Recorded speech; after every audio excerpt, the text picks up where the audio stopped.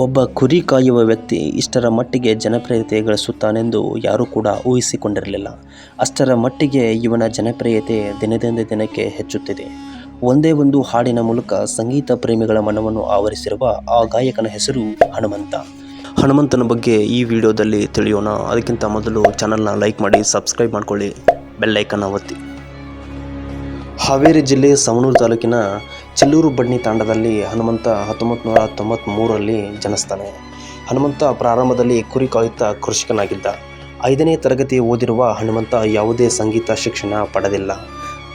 ದಿನ ಕುರಿಗಳ ಹಿಂಡುಗಳ ಜೊತೆ ಕಳೆಯುವ ಹನುಮಂತ ಶಿಶುನಾಳ ಶರೀಫರ ಹಾಡುಗಳನ್ನು ಮೊಬೈಲ್ನಲ್ಲಿ ಕೇಳುತ್ತಾ ಹಾಡು ಕಲಿತವನು.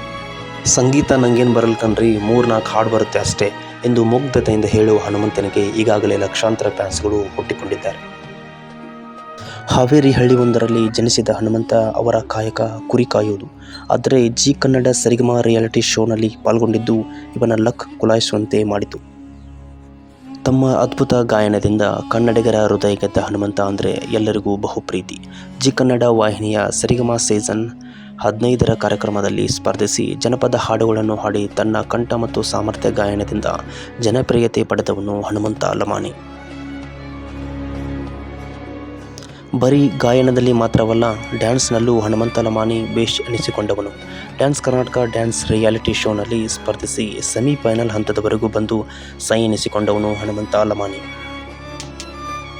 ಯಾರೋ ಒಬ್ಬ ಹಿಂದಿ ಗಾಯಕ ಹನುಮಂತನಿಗೆ ಹಿಂದಿ ಬರಲ್ಲ ಅಂತ ಮೈಕ್ ಕಸಿದುಕೊಂಡು ಸ್ಟೇಜ್ ಕೆಳಗೆ ಇಳಿಸಿದ್ದು. ಇಂತಹ ಎಷ್ಟೋ ಕಷ್ಟ, ನೋವು, ಅವಮಾನಗಳಿಂದ ಬೆಳೆದು ಬಂದ ಹನುಮಂತ ಈಗಾಗಲೇ ಹಲವು ರಿಯಾಲಿಟಿ ಶೋನಲ್ಲಿ ತಮ್ಮ ಛಾಪನ್ನು ಮೂಡಿಸಿದ್ದಾನೆ.